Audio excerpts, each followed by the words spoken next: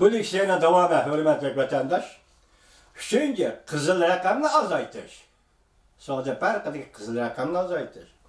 Filmborg Amerikalı 1. ayının 18. günü haberdar kişilerin sözlerden nakil keltirip bunda ko'rsatdi. Amerika Cungo oturusidagi kızıl rakamını azaltış için Cungo kelgisi 6 yıl içinde Amerika'nın mahsulotlarini zor turkumda import qilish taklifini o'tirib qo'ydi.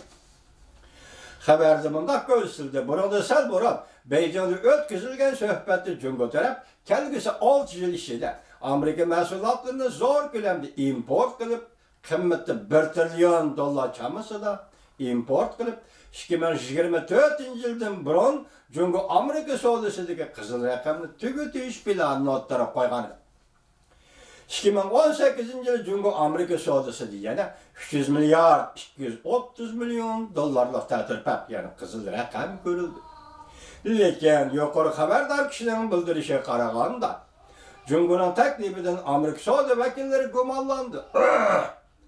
Amerika savdo vakilleri nima uchun 6 yil degan kelgusi 2 yil ichida savdo qizil raqamini tugutsan dedi.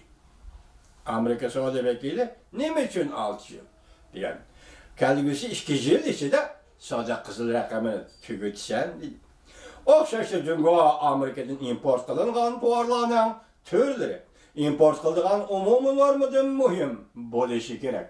Bir xil tovarni eksport qilmaysan, import qilmaysan Cungoga Amerikadan xilma-xil tovarlarni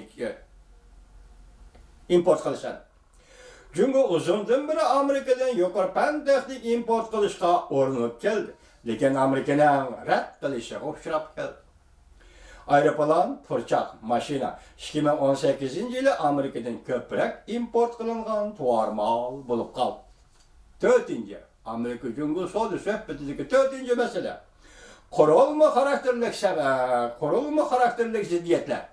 Siz bu qismini qarasangiz hayron qolasiz. Cungo o'zini qochirib yozgan. Chunki men Doviy torbitini xabari. Chunki bu yerda Cungo hukumat taraf yoki Doviy torbiti qurolma xarakterlik o'zgarish degan nima deganini tushuntirishdan, uni aytishdan o'zi qochirgan. Demak, bu siyosatga munosabat. Cungo Amerika ma'murlar suhbatidagi Amerika Qo'shma Shtatlar Davlat Majlisi Kengash palatasining senatori Chuck Grassley mundaq ko'rsatdi. Cungo Amerika suhbatida Amerikaning savdo vakili Leitzer qurolma xarakterlik masalalar bo'yicha har qanday ilgirlashdan bo'lganligini ko'rolmadim dedi-ku, deb ko'rsatdi senator Grassley. Senator Chuck Grassley matbuot so'zlaganda mundaq ko'rsatdi. Ya'ni Leitzer, savdo vakili Leitzer mundaq dedi. Kerak bo'lgan qurolma xarakterlik islohot jihati har qanday ilgirlash bo'lmadi. Demak, Cungo Amerika o'tirisidagi talab fikr qurolma xarakterlik o'zgarish suhbatda hech qanday ilgirlash bo'lmadi. Xabar yozuvchi xabarini mundaq davomlashtirdi. Bu to'g'rida biz sizlarga xabar bergan leksiya so'zlagan. Davomlashtirdi.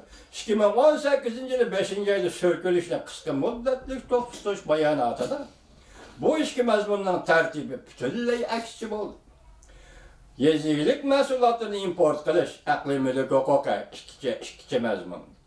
Bu ichki davlat suhbatining asosli nuqtasining o'zgarib ketganligini tushuntirib berdi. 5. Cungo Amerika o'rtaq tonish kelaylarni ko'rdingiz, moddiy voqealarni qurilma xarakter deganda. 5. Amerika Cungo o'rtaq tonish kelaylarni Aqsaroyning iqtisod maslahatchilari ko'plab 1-oyning 18-kuni Aqsaroyda muxbirlarni kutib olganda mundaq ko'rsatdi. Amerika Cungo suhbati o'ngishli elib berilyapti. Ko'plab yana mundaq ko'rsatdi. Suhbat intayin yaxshi ketyapti.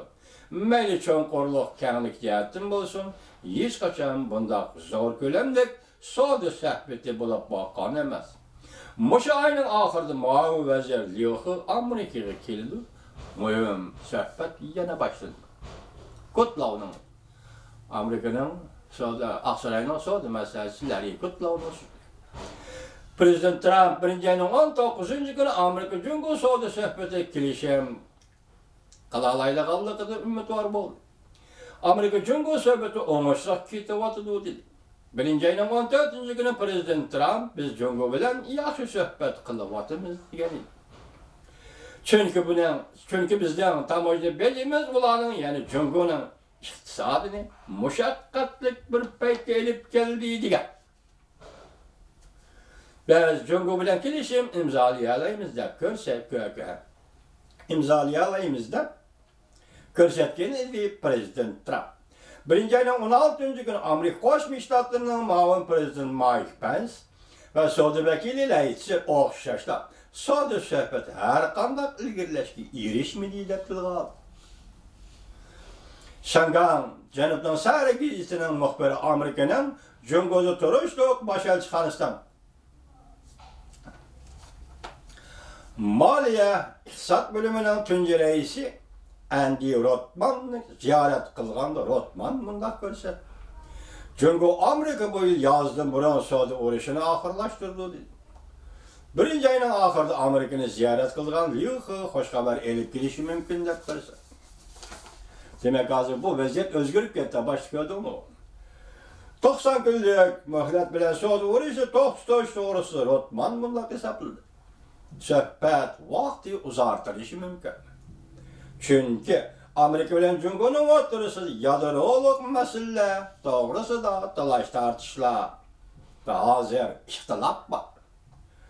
Savdo suhbati azaldan bir qatorli suhbat bilan hal bo'ladigan ish yo'q. Amerika Jungo ikki davlat savdo suhbatining vaqt chekini yana uzartishi mumkin. 17 kuni Jungo'ning tashqi ishlar ministri Wang Yi bunday ko'rsatdi. İki davlat rahbarlari hosil qilgan o'rtaq tunishni bo'ylab, olg'a ilgirlab, patraq kelishim imzolab, ikki davlat xalqiga xush xabar yetkazish lozim.